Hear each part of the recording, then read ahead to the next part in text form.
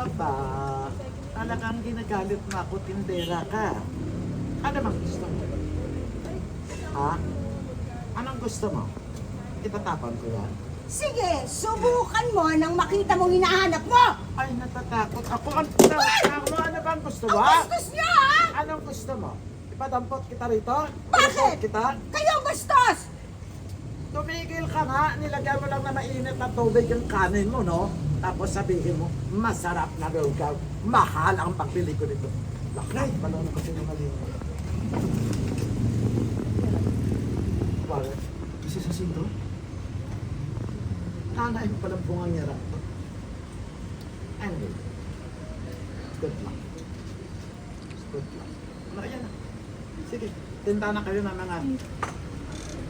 Sige na nga!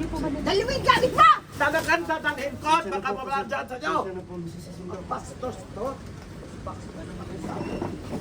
Ituloy niyo po. Anak, pasensya ka na, ha? Ang yabang naman kasi yung teacher mo yun, eh. Hindi ko naman akalain teacher mo pala siya. Ay, mabait naman yung si Mrs. Jacinto. Hindi naman ganun yung dati. Kaya lang, simula nung namatay yung asawa nun, ayun, naging bugnutin. Kaya sana hindi niya nga pinatulan, Nay.